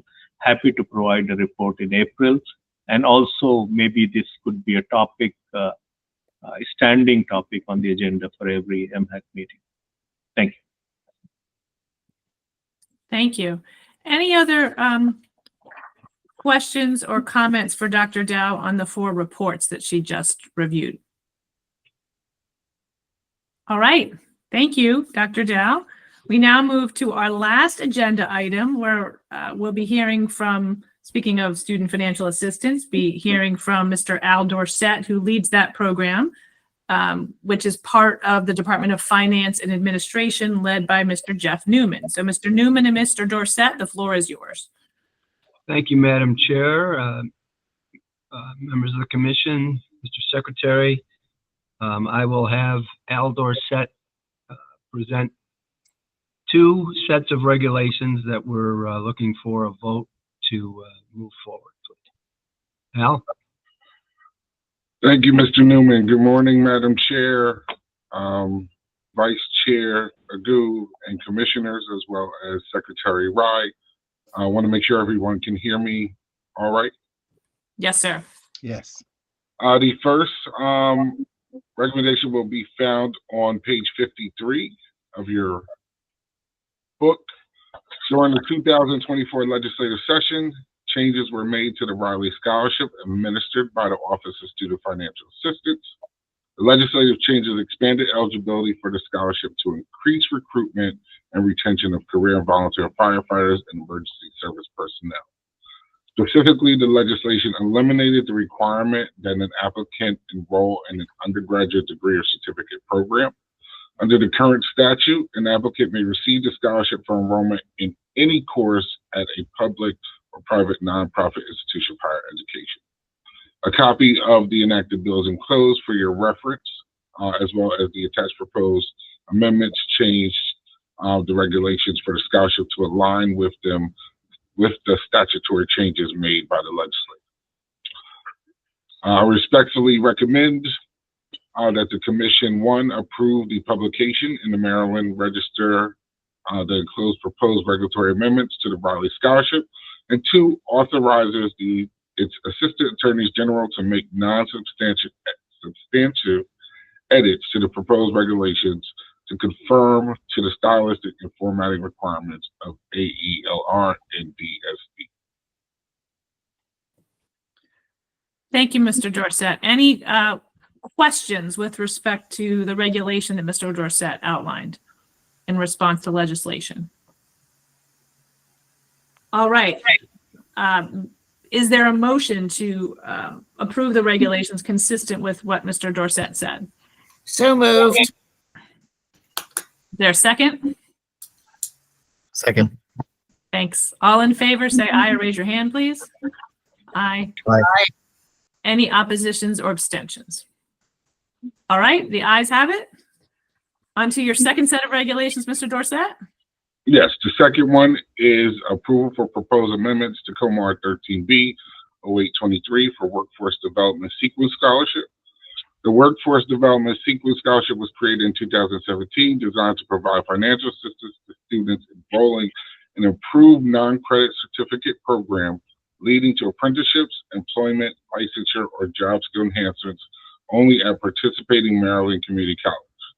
The Workforce Sequence is a series of non-credit courses or training programs designed to provide individuals with the skills and certifications needed for in-demand jobs in various industries such as healthcare, information technology, skilled trades, and transportation.